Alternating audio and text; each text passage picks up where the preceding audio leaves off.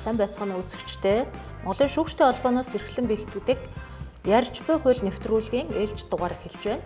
Энэ удаагийн дугаарт зочин шүүгчээр Булган аймгийн Эрүү иргэний хэргийн давзаалдах шатны шүүхийн шүүгч Ариун Цэцэг, миний бие шинжлэх ухааны технологийн их сургуулийн багш Нямтлам оролцож байна. Энэ удаагийн дугаарт бид хоёр бэлгэлийн гэрээний зарим асуудлын талаар ярилцах болно.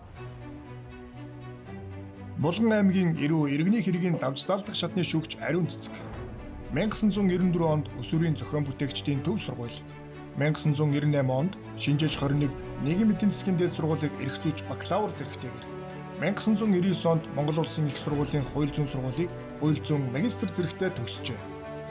1998-аас 2001 онд шинжээж 21 нийгмийн эдийн засгийн дээд сургуульд багш, 2001-ээс 2002 онд Орхон аймгийн шүүхэд шүүх хуралдааны нарийн бичгийн дарга, 2002-оос 2006 онд төрийн захиргаа удирдлагын хөгжлийн төвд багш, сургалт эрдэм шинжилгээ хариуцсан менежер, 2009 онд Орхон аймгийн засаг даргын тамгын газарт эрх зүйн сургалт сурталчилгаа хариуцсан ажилтан, 2010-аас 2014 онд Орхон аймгийн тойргийн нотариатч, 2014-өөс 2015 онд Сум дундын 14-р шүүхийн шүүгч, 2015-аас 2022 онд Орхон аймаг дахь Сум дундын иргэний хэргийн анхан шатны шүүхийн шүүгч, 2002 оноос одоо хүртэл Булган аймгийн Эрүү иргэний хэргийн давзаалдах шатны шүүхийн шүүгчээр ажиллаж байна. Бэлгэлийн гэрээний онцлог бусад гэрээнээс ялгагдах байдлыг талаар тодорхойлж өгнө үү? За энэ асуудлыг ярихаас өмнө эхлээд бэлэг гэдэг асуудал тий. Бэлэг гэж юу юм бэ? Гэрээ гэж юу юм бэ? Энэ талаар одоо та мэдэх өөрийнхөө байдлаар ингэ тодорхойлвол.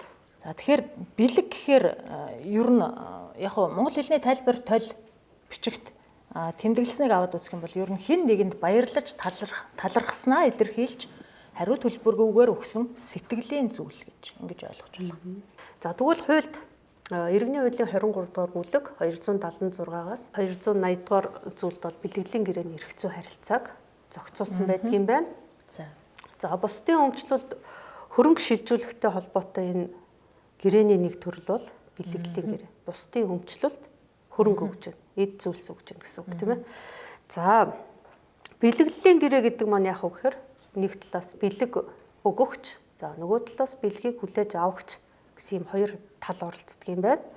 За бэлэглэгч нь ямар нэгэн эд зүйлсийг хариу төлбөргүйгээр бэлэг авахчид за түүний зөвшөөрсний дагуу өгч байгаа, шилжүүлж байгаа энэ зүйлийг болохоор бэлгэлийн гэрээ гэдэг. За яг эндээс аваад үзсэн ч гэсэн бэлгэлийн гэрээний гол нөхцөлийг бол тодорхойлно. Өөрөөр хэлбэл хамгийн гол нь бэлэг авч байгаа хүн бол зөвшөөрснөөр ингээд тодорхой эд зүйл шилжиж байгаа энэ асуудлыг бол тухайн бэлгэлийн гэрээний гол нөхцөлийг тодорхойлох юм байна. Тэгэхээр ингээд аваад үзэхээр гэрээнд бол хоёр тал ороод байгаа. Нэгдүгээр бэлэг авахч, нөгөөд нь бэлэг хүлээж авахч гэдэг байдлаар.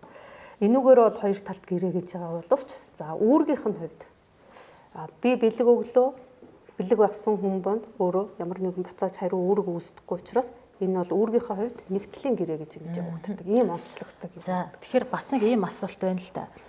Жишээлбэл ийм А, Б хоёр найз. За тэгээд яасан бэ гэхээр А, Б-д өөрийнхөө үл хөдлөх хөрөнгөө бэлгэлсэн.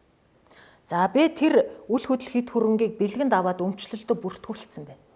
За гэтэл өөрөөр хэлбэл өмчийн эзэн болсон гэсэн үг тийм. Гэтэл 2 жилийн дараа яасан бэ гэхээр бэлгэлийн гэрээг хүчингү болгуулж одоо өмчлөх эрхээ буцааж би сэргийлгье гэж шүүхэд хандсан. За ингэж хандх болсон шалтгаан юу юм бэ гэхээр тэрээр шүүхэд гаргасан тайлбартаа бид бол их сайн найзууд аа. За анх бол надад өгсөн амлалт нь юу байсан бэ гэхээр намайг ажилд оруулна гэсэн юм. Өшөөдөр нь гадагшаа цагаачлахад туслана гэж ийм одоо амлалт өгсөн учраас би одоо найздаа ингээд өөрийнхөө өмчлийн байраа шилжүүлсэн. Гэтэл одоо 2 жилийн хугацаа өнгөрөхөд энэ амлалт биелсэнгүй. За тэгэхээр энэ хоёр найзын хооронд бэлгэлийн гэрээ одоо байгуулагдсан гэж үзв. Яг саяны нөхцөл болохоор яах нь бэлэглэгч тодорхой хариу юмыг одоо хүсэж шүү дээ бэлэг хүлээ авч байнаас. Тэгэхээр энэ бол бэлгэлийн гэрээ гэж үзв үү? Эргээгээ танаас асуугаад. Энэ бол бэлгэлийн гэрээ биш байгаа. Бэлгэлийн гэрээ бол биш. Тэгэхээр ийм тохиолдолд бол бэлгэлийн гэрээ биш ээ. Бэлгэлийн гэрээ бол ямар нэгэн хариу одоо үүргийг тийм ээ хариу зүйлийг ямарваа нэгэн одоо мөнгө эд зүйлийг бэлэг өгснөхийн төлөө шаардахгүй авахгүй зөвхөн өөрийнхөө сэтгэл энэ юугаар өгж байгаа авж байгаа хүмүүс маань тэр өгж байгаа зүйлийг зөвшөөрч хүлээж авсан. Ийм онцлогтой гэж. Тэгэхээр энэ саяны таны кейс бол бэлгэлийн гэрээ бол биш юм аа гэдэг энэ тодорхойлт руу авчиж байна, тийм ээ. Тэгэхээр манай иргэд бас амьдрал дээр яг саяын кейсээр гардаг шиг ингэж төөрөлдөж байна л да, тийм ээ. За тэгэхээр ер нь бид нар ингээл хин нэгэнд талархсан сэтгэлээ илэрхийлэхээр юу ч бэлгэлэж байдаг. Иргэний хууль зааснаар бэлгэлийн гэрээний зүйл нь юу байж болох юм бэ? Эд зүйл, хөрөнгө, за мөнгөөр илэрхийлэгдэх одоо юу гэдгийг ийм байж болно. Эд хөрөнгөний эрх бас байна, тийм ээ. Боддоор тийм ээ. За түүнээс гадна эрхийг бас бэлгэлж байна. За эрх гэхэд үзэхээр та одоо юу ээж болох вэ гэж бодож байна. За эд хөрөнгөний эрх бэлгэлтэй холбоотой тийм ээ. Газар эзэмших, ашиглах эрх гэж байдаг шүү дээ. За тэрийг шилжүүлж байна. За өшөө дээр нь одоо компани эрх шилжүүлж болж байна. Оюуны үнэт зүйлтэй холбоотой одоо патентын эрх одоо гэх мэтлэнгээр ингээд шилжиж болох нь шүү дээ. Тэр үтэл одоо нөгөө шилдэг ажилчдаа зориулж аяллаа ирэхээр шагналын бэлгэлж гэдэг юм уу те. Гэх мэтлэнгээр ингээд эд зүйлс байхаас гадна эрх бас байдаг байх нэ гэж ойлгох юм. За ингээ хиймэгц биелэгдэх юм бэлгэлийн гэрээг бол заавал нотариотоор гэрчлүүлэх шаардлага байхгүй. Өөрөөр хэлбэл танд өнөөдөр энэ номыг бэлгэлж ин та бэлгийг хүлээгээд авлаа. Энэ бол хоёлаа явж нотариотоор орё гэдэг юм асуудал бол байхгүй. Харин хуулиар тогтоосон хэлбэрээр гэрээ хийснээр тухайн тэр өмчлөх эрх одоо шилжиж байгаа тийм ээ шилжих ийм хөрөнгийн хувьд бол бэлгэлийн гэрээг тэр тухайн хэлбэрээр нь хийнэ гэж хууль нь бүр заасан. Тэгэхээр ингээд ийм тохиолдолд тэгэхээр яг үгээр заавал нотариотоор гэрчлүүлэх ёстой юм байна гэж. За энэтэй холбоотой нөгөө нэг ийм арга хэмжээ байдаг шүү дээ. Нөгөө спортод одоо өндөр амжилт гаргасан урлаг соёлын одод ч гэдэг юм уу нутгийн зөвлөл эсвэл одоо нөлөө бүхий компани ч гэдэг юм уу 3 орон сууц бэлгэлж гэн сүүлийн үеийн автомашин бэлгэлж гэн гэдэг нэг юм амлалт өгöd байдаг. Тийм ээ. За энэ бол бэлгэлийн гэрээ мөн үү?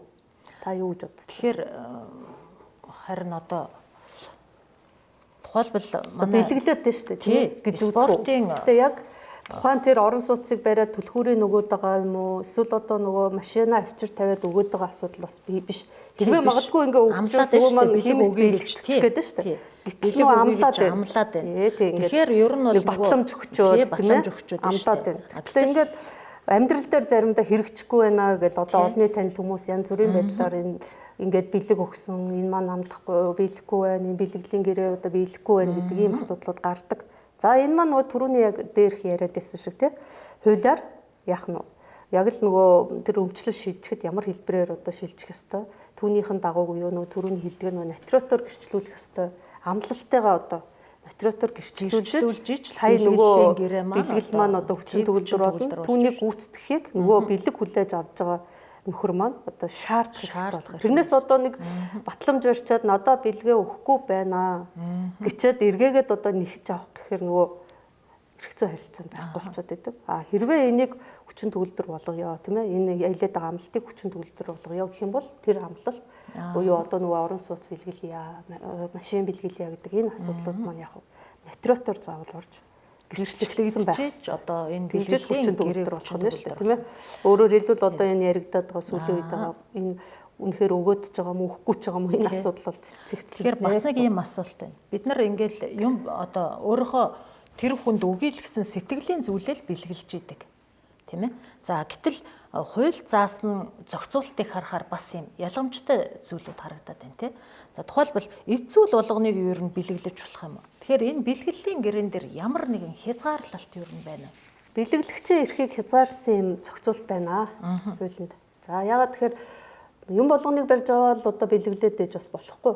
Та бас өөрийн гэсэн нэг юм хязгаарлалтанд бас байна шүү гэдгийг яг хууль цаагаад өгсөн. Өөрөөр хэлбэл бэлгэлэгч нь өөрийнх нь асрамжинд байгаа этгээдэд асрамжинд байгаа этгээд гэхээр юу ажиллах вэ? Бага насны хүүхэд эсвэл хөгжлийн бэрхшээлтэй иргэн гэх юм уу те тэр хүний л одоо бэлэг өгөх гээд байгаа хүний тийм асрамжинд байгаа энэ хүмүүсийн нэн тэргүүний хэрэгцээт одоо хөрөнгийг бусдад бэлгэлж болох. За тэр ч бол мэдээж ойлгомжтой байх одоо. За тэгэхээр энийг одоо хууль тогтоогч яагаад ингэ хязгаарлалт болгож хийгээд байна гэхээр эд зүйл болгоныг бэлгэлээд байж болох уу? Ингээд ерөөсөө бэлгэгээд өгсөн бол тэр бол ингээд бэлгээрээ дуусах биш байх тийм ээ. Тэгэхээр энэ хүмүүсийн амжиргааны энэ тэргүүний хэрэгцээнд байгаа энэ зүйлийг бол бэлгэлж болохгүй. Хэрвээ ингээд бэлгэлчих юм бол тэр тухайн бэлгэл бол яг нь хүчингүй болно гэж.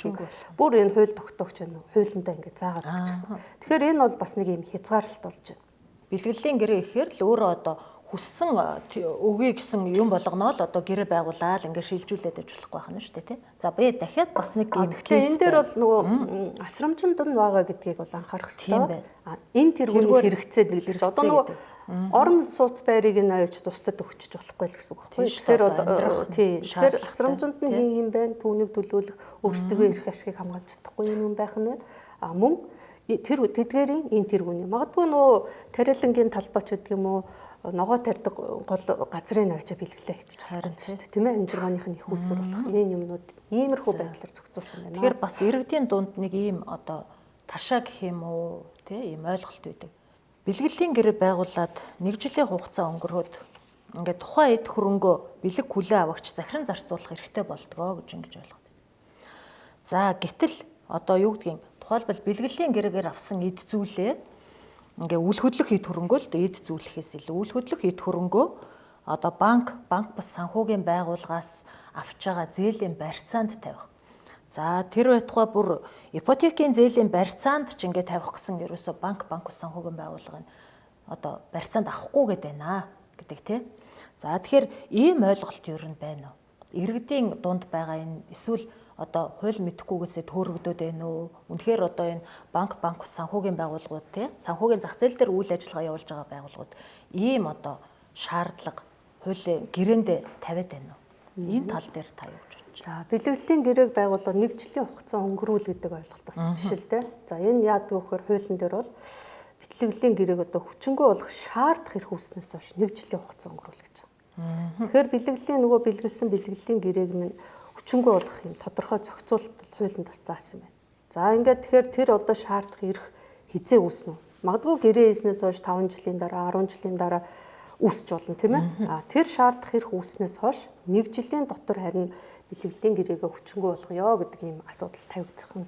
Тэгэхээр нөө ихний асуулт бол байгуулад 1 жил биш байгуулснаас хойш одоо тэр шаардах эрх үүснэ гэдэг гол тэр асуудал байна. За тэр банк болон банк ус санхүүгийн байгууллагын зээлийн барьцаанд юу эд хөрөнгө орон сууц барьцаалахгүй байна гэж байна тий. За энэ бол магадгүй тэр санхүүгийн байгууллагын өөрийн эрсдлээ тооцож байгаа энэ асуудал.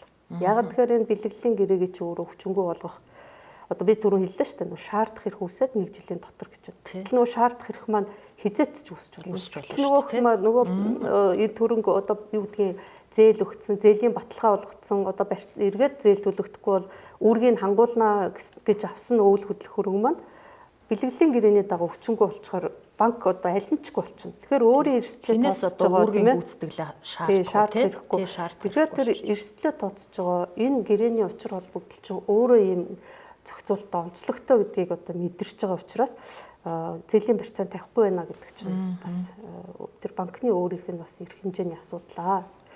За тэр ипотек гэж яриад байдаг тийм ээ. Ипотек ч өөрөө юу вэ гэхээр орон сууцыг иргэдэд анх удаа худалдаж авахт нь зориулаад урт удаа хугацааны олгож байгаа мөн богино хүүтэйгээр олгож байгаа юм зээл штэ. Гэтэл бэлгэл чинь бид нар дөрөвнөөс хойш ярьлаа штэ. Хин нэгэнд хариу төлбөргүйгээр өгж байгаа эд зүйл. Авсныхаа хувьд нөгөө хүн маань орон сууцтай болцсон. Ямар нэгэн төлбөр төлөөгүй. Гэтэл нөгөө ипотек буюу худалдаа авах гэрээний дагуу үүсээд за түүнийхээ одоо төлөхийн тулд урт хугацаанд тодорхой хүү төлж байгаа ийм асуудал яригдаад байна шүү дээ. Тэгэхээр энэ хоёр гэрээний хувьд бол шал өөр асуудал яригдаж байгаа учраас тэр ипотекийн зээлийн барьцаанд бэлгэлийн гэрээгээр авсан хөрөнгийг тавихгүй гэдэг чинь бол зөв асуудал. Тийм ээ. Би энэ бол хариу төлбөртэй байна. Нөгөөх нь бол төлбөрийг нь төлөхийн тулд зээл авч байгаа энэ асуудал гэдэг ийм хоёр өөр юм яригдаад байна гэсэн. За тэгэхээр би ч гэсэн бас энд санал нэг байна. Тэгэхээр энэтэй холбоотой манай иргэдийн дунд нэг ийм бас төөрөгдсөн гэдэг юм ойлголт байдаг шүү дээ. Ялангуяа орон сууцаа худалдаж байгаа иргэд маань худалдаа авах гэрээг байгуулахдаа бэлгэлийн гэрээгээр хийчихээ гэдэг. Энэ нь бол нөгөө татварын албанд төлдөг нэг 2% татвараас зайлсхийх зорилгоор бэлгэл хийх гэдэг. Тийм ээ бэлгэлийн гэрээгээр өмчлөх хэрэгээ бусдад шилжүүлэх гэдэг. Бэлгэлийн гэрээгээр халахвч дүр үзүүлсэн юм гэрээ. Тэгэхээр энэ бол ерөөсөө нөгөө өөрөө хүчин төгөлдөр бус гэж тооцож болох бүрэн хууль зүйн үндэслэлтэй ийм гэрээ. Бэлгэлийн гэрээний үндсэн зорилго бол ерөөсөө хариу төлбөргүй бусдад эд хөрөнгөө шилжүүлэх байтал нөгөө хүн маань байраа зарсан нэр зараад бэлэг өгч байгаа хүнээсээ мөнгө авсан хэрнээ түүнийгээ худалдаа авах гэрээгээр биш бэлгэлийн гэрээ хийснээр ингэж одоо зохицуулах гээд бас зарим нэг иргэд ингээд зүтгээд байдаг те. Тэгэхээр энэ бол одоо хүчин төгөлдөр бас тооцогдох ийм одоо гэрээ шүү гэж ингэж бас хэлэх нь зөв байна. За яг наадахтай ч холбоотойгоор ер нь бол 2010-ад оны үед гэх юм уу тийм ээ 2005-аас нэг 10-ад оны үед бол харьцангуй их бэлгэлийн гэрээгээр өмчлөх хэрэг шилжигдэх юм асуудал улсын бүртгэлийн байгууллагад их байсан. Одоо сүүлийн үед бол энэ бэлгэлийн гэрээний асуудал бол харьцангуй буурч байгаа. Тэгэхээр бэлгэлийн гэрээний учир холбогдол нөгөө дүр үзүүлж хийгээд байгаа энэ бэлгэлийн гэрээний учир холбогдлыг бол иргэдийн энэ тэр эргэцэн ухамсар бас ойлголт дээшсэнтэй холбоотойгоор буурж байна гэж бас дүгнэх боломжтой болж байна. Өшөө нөгөө талаас бол нөгөө юу гэхээр татварын хуулийн зааснаар чинь иргэд анх удаа амьдрах зорилттой орон сууц худалдаж авахд бас татварын хуулийн заасны дагуу хөнгөлөлт чөлөөлөлтүүд эдэлж байгаа шүү дээ тийм. Буцаа олгож байгаа тийм. Тэгэхээр энэ одоо нөхцөл байдлуудад нөгөө байгуулсан орон сууц худалдаж авахтаа хийсэн гэрээгээ ингээд аваад ирэхэд тэр бэлгэлийн гэрээгээр хийгдсэн тэр зүйл шаардлага хангахгүй гэж үзэх нэг үндслэл болох учраас тийм иргэд маань ер нь тэгээ байраа худалдаж байгаа хүн худалдаж авч байгаа иргэд ч гэсэн энэ зүйлээс татгалзаж байгаа байхаа гэж бодож байна. За сая яригдсан асуудалтай холбоотойгоор ер нь өгсөн бэлгээ буцааж авч болдго юм уу? За бэлгэлэгч, за түүний өвлөгч ингээд 3 тохиолдолд бол юм хүчингү болохоор хуулийн дэд зохицуулт байдаг юм байна. За бэлгэлэгч гэдэг маань өөрөө хэн бэ гэхээр бэлгийг өгж байгаа өөрөө гэдэг. За энд өвлөгч гэдэг асуудал яригдчихэж байна. За энэ өвлөгч гэдэг маань өөрөө юу вэ гэхээр бэлгэлэгч нас барсан тохиолдолд тийм ээ. За хууль ёсны өвлөгч нөгөө энэ хүчингү болох асуудлыг гаргаж ирж ярих юм. За хууль ёсны өвлөгчийн талаар үнэл иргэний хуулийн 520 дугаар зүйл заасан байдаг. За өөрөөр хэлбэл тухайн тэр бэлгэлэгч буюу нас барсан бэлэг өгөөд нас барсан бэлгэлэгчийн хууль ёсны өвлөгч нь хэн байх вэ гэхээр хамгийн ихний ээлжинд эхнэр нөхөр, бэлгэлэгчийн эхнэр эсвэл нөхөр. За түүний төрүүлсэн буюу үрчилж авсан хүүхэд, за мөн төрүүлсэн болон үрчилж авсан эцэг их бол нэгдүгээр ээлжийн өвлөгчд гэж яригддаг. За эдгээр хүмүүс бол тэр өвчнгөө тухайн тэр гэрээг одоо өвчнгөө болохыг шаардах ийм эрхтэй хүмүүс байна. За ингээд ямар 3 тохиолдол түрүүн 3 тохиолдол гэсэн тийм ямар 3 тохиолдол байх вэ гэхээр гомдоос нь ноцтой үйлдэл, бэлгэлэгчийн гомдоос нь ноцтой үйлдэлийг бэлэг хүлээн авах гэсэн. За энэ ноцтой үйлдэл гэдгийг одоо юу гэж тодорхойлох вэ гэхээр одоо юу гэдгийг нөгөө бэлгэлэгчийн нийгэмд эзлэх байр суурь, нэр хүнд тийм ажил хэргийн нэр хүнд алдрыг одоо гутаасан, доромжилсан. За ийм одоо үйлдэл эсвэл түүгээр бас мөн түүнийг одоо гомдооч гэж болно тийм ээ. А гэхдээ тэр үйлдэл маань өөрөө нэлээд ноцтой гэдэг энэ байр байдалд бол яг нь шаардлагыг хангасан, шалгуурыг хангасан байх. За мөн бэлгэлэгчийн амь нас, эрүүл мэнд санаатаагаар хохироохоор завдах энэ үйлдэл. За мөн бэлгэлэгч болон түүний төрөл төрөсдгийг гэхээр зөвхөн бэлэг өгсөн хүн биш, мөн төрөл төрөсд нь хамаатай болох нь. За энэ төрөл төрөсд гэдэгт одоо хэн байдгийг бэ гэдгийг гэр бүлийн хуулинд бол заах та төрлийн хүн гэдгийг заасан байна л да. Энд ямар хүмүүс хамаарх юм гэхээр нөгөө эцэг их. За эмээ өвөө, ачцээ гэж ингэж заасан байна. Тэгэхээр эдгээр хүмүүсийг бас эдгээр хүмүүсийн эрүүл мэнд амь насанд нь одоо занал хийх эсвэл одоо санаатаагаар хохирох тийм ээ ийм аливаа ийм үйлдэл хийх юм бол яах нь хүчингү болгоно. Нөгөө бэлгийг чинь буцаах боломж байна гэсэн юм. Иргэний хуулийн зааснаар өв залгамжлах эрх гэрээслэлээр болон хууль ёсны гэж хоёр яваа тийм ээ. Тэгэхээр энэ гэрээслэл, бэлэглэл хоёулаа хүнийг эд хөрөнгөтэй болгоод байгаа. Ингээд харах юм бол тийм ээ. Тэгэхээр энэ талаар нь ингээд аваад үзэх юм бол энэ хоёр ер нь адил төстэй юм байна. Юм шиг ингэж хүнд ойлгогдоод байна. За гэтэл энэ хоёр маань яг хуульцсан утгаар нь аваад үзэх юм бол бас ялгаа байгаа бах тийм. Тэгэхээр энэ ялгааг одоо та тайлбарлаж өгч. Зөв л дөө. Ер нь бусдын ингээд аваад үзэх юм бол өмч хөрөнгөтэй аль нь эд зүйлтэй одоо хөрөнгөчөөд байна л гэсэн үг шүү дээ тийм ээ. А тэгтэл одоо гэрээслэл гэдэг маань өөрөө яах вэ гэхээр бэлгэлийн гэрээгээр болохоор бэлэг хүлээн авагч тухайн тэр одоо энийг надад өгөх гэж байна гэвэл би яах нь зөвшөөрч авах нь шүү дээ. А гэрээслэлээр бол би энийг өгөх гэж байна гэхэд тэр гэрээслэлийг авч байгаа өвлөгч хатгалзаж болно шүү дээ. Заавал би одоо энийг авахыг зөвшөөрсөн байхыг бол яах нь шаардлагагүй тийм. Нэгдүгээр шүү дээ. За ийм бас нэг юм ялгаа байна. Ижил төстэй байдлынхаа хувьд аваад үзэх юм бол мөн энэ гэрээслэгчийг бас амь насанд нь халтсан тийм ээ. Энэ тохиолдолд бас тэр гэрээслэл өвлөгчийн хувьд бол бас яах нь ингэж өвчнгөө болгодог. Гэх мэтлэгээр энэ хоёрт бол ижил төстэй юм ойролцоо юм асуудлууд байгаа. Хамгийн гол нь бол бэлгэглэлийн гэрээний хувьд болохоор хариу төлбөр авдаггүй гэдгээр онцлогтой бол гэрээслийн хувьд бол авсан хөрөнгийнхөө хэмжээгээр хэрвээ нөгөө гэрээслэгч маань өртөө байвал яах нь тэр хэмжээнд гэрээ нөгөө үүргийг хүлээдэг. Тэгэхээр эргээд бас хариу төлбөр бас байгаа. Ийм бас нэг юм ялгаанууд байна. За түрүүний тэр нөгөө бэлгийг буцааж болох уу гэдэг дээр бас нэг ийм кейс байна. За ах トゥ хоёр байжж дүү нь одоо цэргээс ингээ халагдаад ирсэн. За ах бол одоо дүүгийнхаа амьдралд бас хувь нэмэр болчихъя гэд нэлээд амжилттай явж байгаа үйл ажиллагаа явуулдаг компани бэлгэлчих. Дүү нэг хэсэг хугацаанд бол их сайхан үйл ажиллагаа явуулаад ирсэн. Овооч болсон тийм ээ. Гэр бүлийн асуудал одоо тэр юу гэдэг хөрөнгө мөнгөний асуудал нэлээд боломжтой болоод тэр хин хэрээр юу асан гэхээр одоо нөгөө арх согтууруулахын давуудаг ч юм уу тийм ахынхаа өгөнд орохгүй нэлээд жоохон бие даасан юм байдалтай яваад ич. Тэгээд ах нь олсон хойно яг дүүдээ бас нэг сургамж өгье гэдгээр утсан чи ах トゥ хоёрын хооронд одоо нэлээд ноцтой зөрчилдөөн гараад дүү бол одоо нөгөө ахынхаа амь насыг охирочжээ. За энэ бол бүр тодорхой үйлдэл. Гэтэл одоо энэ дээр хин нөгөө бэлгэлийн гэрээгээ буцааж болох вэ гэхээр одоо ахын эхнэр бол нөгөө өвлөгч гэдгийнхээ хувьд одоо нөгөө бэлгэлээ буцаая гэж болох нь шүү дээ. Хэрвээ магадгүй энэ маань тэгээд буцаах энэ үйлдэл яаж бий болох вэ гэхээр нөгөө шаардах хэрэг үүснэ гэдэг түрүүн дээр ирсэн тийм тэрнтэй адилхан ингээ амь насыг охироогоод гин буруутаан тогтоогдоод дүү бол яах нь одоо холбогдох ялаа идлээд ингээ явлаа. За энэ үеэсээ эхлээд нөгөө шаардах хэрэг гэдэг нөгөө нэг жилийн хугацаагаа бас анхаарах хэрэгтэй. За гэтэл энэ тохиолдол дээр одоо яасан гэхээр нөгөө эхнэр нэлээд хэсэг одоо юу гэдэг шокийн байдалтай гинтийн үйл явдал болсон гэдгээр ч гэдэг юм уу. Хугацаа нэлээд алдчихж 2 жил 3 жилийн дараалсан. За тэгээд ингээд одоо бэлгээ буцаая гэдэг юм асуудал байж болох уу гэхээр нөгөө хууль тогтоогч яагаад энэ нэг жилийн хугацаа гэж хийгээд байгаа гэдгийг л бас энд анхаарах хэрэгтэй. Энэ хугацаагаа бас алдаж болохгүй гэдгийг бол энэ дээр тайлбарлах хэрэгтэй.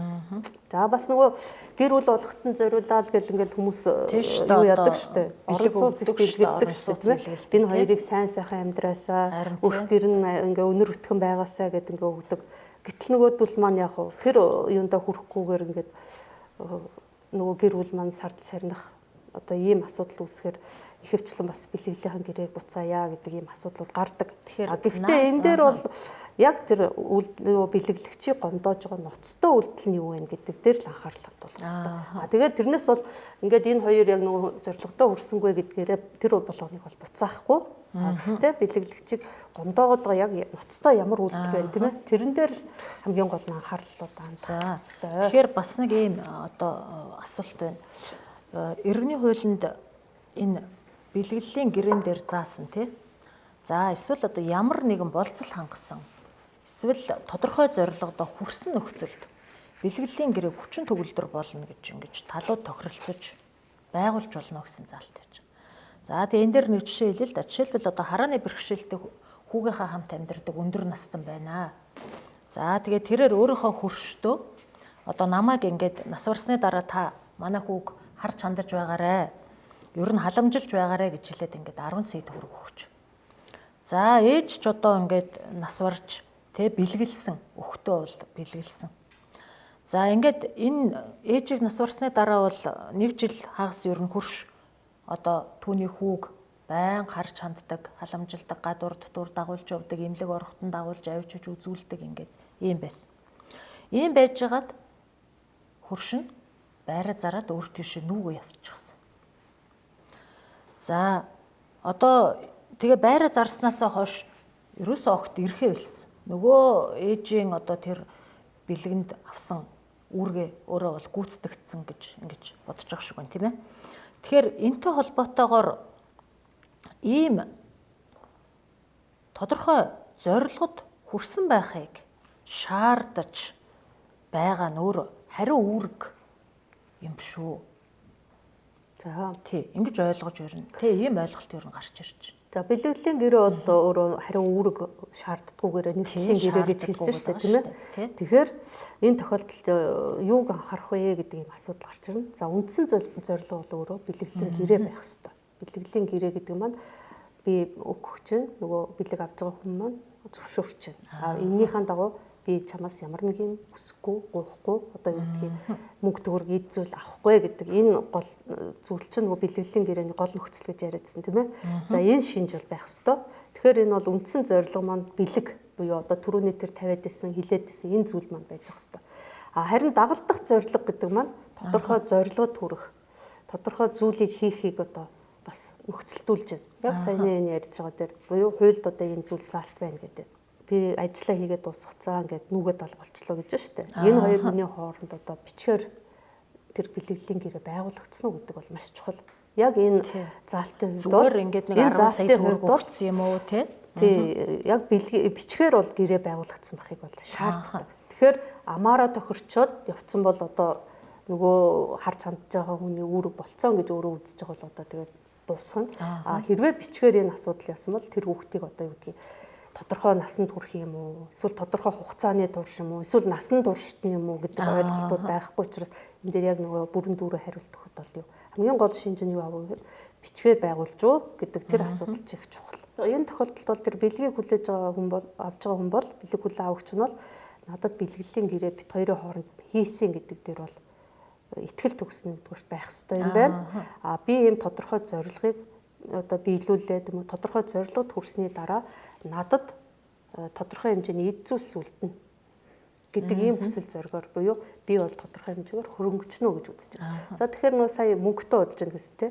За би энэ хүүхдийн ингээд нааш цаашаа гадуур явахад туслаад байхад надад бол ийм хэмжээний мөнгө байна. Би над мөнгөтэй болох нь гэдэг байдлыг бол яах нь бэлэг хүлээ авах хэрэгтэй. Гэтэл нөгөө дагуулж гарах болгондоо нөгөө хүүхдэд зориулаад мөнгөний зарцуулаад байх юм бол яах нь тий. Нөгөө нэг өгсөн мөнгө нь тодорхой хэмжээний дараа дуусна. Тэгэхээр нөгөөх чинь бэлэг гэж үзэх үү. Хасах одоо болоод ирвэл тэр ямарваа нэгэн хөрөнгөтэй болоогүй учраас бэлэг гэж бас үзэж болохгүй нэ шүү дээ тийм ээ. За ийм байхад эсвэл одоо ингэдэг шүү дээ нөгөө өвөө эмээ сургуулийнхаа хүүхдийг дээд сургуулаа ороод одоо ангаахын дуйдад ороод сайхан эмч болчвол өвөө нь одоо тийм ээ. Өвөө нь одоо ингээд энэ байраа насаараа амьдрсэн юм аа үгүй. Энэ бэлэг мөн үгүй бас мөн. Нөгөө тодорхой зорилго нь яах нь ангаахынхаа дээдэд ороод амжилтаа сураад эмч болох нь шүү дээ тийм ээ. Тэгтээ энэ бол би одоо юу гэдгийг өвөөгийн тэр орон сууцыг авахын тулд би эмч болж гин гэсэн юм хариу үйлдэл бол биш шүү дээ. Миний хувьд бол зорилго маань ерөөсөн мэрэгчлээ болох байсан. Тэрнийхэн дагуу тухайн мэрэгчлийг бол өвлж авч гин гэдгээрээ нөгөө орон сууцаа бол хүлээж авч байна гэж ингэж ойлгож болох юм. За тэгэхээр энэ хуульд байгаа энэ шаардлагын хувьд бол бичгээр хийнэ гэдэг энэ гол ойлголтыг бас авах хэрэгтэй. Тэгэхээр бид одоо жижиг сажиг гэж хэлж болохгүй. Сэтгэлийн тодорхой бэлэг өгчгөөл тэр болгондоо гэрээ байгуулах гэдэг ах уу? Эсвэл одоо юу гэдэг үл хөдлөх хөрөнгө байраа, машина, том өндөр үн бүхий зүйлийг бэлгэлчээл огт гэрээ байгуулахгүйгээр ингээл одоо сэтгэлийн бэлэг шүүгээд ингээд өгөөд байх уу тий. Тэгэхээр энэ дээр бол ийм бас нэг ялгаатай ийм зохицуулалт одоо байгаа гэдгийг хэлэх гэж байна. Бэлгэлийн гэрээний бас нэг гол онцгой төрөл гэх юм уу нэг төрлийн нэг нь бол хандив. Тийш. Яг аваад үзэхээр бас л нөгөө өгж байгаа зорилго нь бас бэлэг өгöd байгаа юм шиг ба шүү дээ тийм ээ. Гэхдээ энд бол нөгөө хандивлагч, хандив өгөгч, хандивлагч гэдэг энэ ойлголт чинь өөрөө яг тодорхой зорилгод хүрэх те тэр өгöd байгаа хандивлаад байгаа зүйл маань тодорхой зорилгод эсвэл үйл ажиллагааг одоо санхүүжүүлэх гэдэг юм уу тодорхой үйл ажиллагааг дэмжих те ийм зорилгоор өгдөг. Тэгээд энүүгээрээ бас яг энэ хоёр их адилхан. Тэгвэл энэ хандивлагчийн өгсөн тэр эд зүйлийг хэрвээ зориултын бусаар ашиглах юм бол өгж байгаа хүн маань өөрөө шаардна. За мөн 3 дахь этгээд буюу одоо хөндлөнгийн хин нэг нь одоо тэр сонирхогч этгээд үйл ажиллагааныхаа дагуу явуулаач. Хандивыг зориултаар нь хэрэглээч гэдгийг шаарддаг бас нэг юм онцлогтой байна. Тэгэхээр эн чинь нөгөө иргэний хуульд нэг юм тусгай зориулалттай хийсэн бэлгэлийн гэрээ гэсэн ийм ойлголт байдаг шүү дээ тий. Энэ нэг ганцхан юм нэмээд хэлээдгээ. Бэлгэглэгчийн хүлээх хариуцлага гэдэг нэг зүйл байгаа л да. Тэгэхээр одоо нөгөө бэлэг болгон чинь сайн сайхан юм одоо юу гэдгийг сайн санааны илэрхийлэмж тий.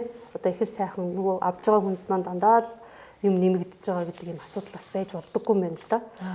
Бэлгэглэгч хүний одоо тэр өгж байгаа одоо бэлэг нь бол хэрвээ нэг тодорхой хэмжээний доголдолтой байгаа түүнийг одоо мэддэхгүй хэлэхгүйгээр одоо бэлэг хүлээ авахч шилжүүлээд бэлэг хүлээ авахч одоо юу гэдгийг янз бүрийн байдлаар одоо хохирол хор уршиг учрах юм бол харин бэлгэглэгчээс энэ хариуцлагын хувьд нэхэх боломжтой. За энийг одоо хамгийн энгийнээр тайлбарлахыг бол автомашин бэлгэлж.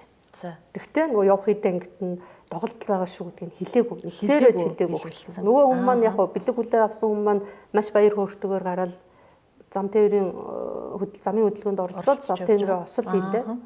Магадгүй эрүүл мэндэд нь ингээ хохирол учирчих юм бол яг нөгөө бэлэг хүлээ авахчмын хувьд бол бэлэглэгчээс хариуцлага нэх бас юм боломж байна. Тийм ийм бас нэг онцлог энэ сая орхигдсныг бас тийм байна. За тэгэхээр энэгээрээ бол одоо бэлгэлийн гэрээ юм онцлог ялгаатай онцлог шинжтэй бас иргэдийн мэдүүл зохиох ийм одоо гэрээний төрөл юм аа гэж ингэж хэлэх гэж байна тий. Ерөнхийдөө ингээд бэлгэлийн гэрээний одоо юу гэдгийг анхаарах асуудал бол энэ хэсэг энэ зарим асуудал гэдэг маань тий бүхэлд нь одоо энэ бидний энэ нэвтрүүлгээр бол бүхэлд нь авч үзэх одоо боломжгүй.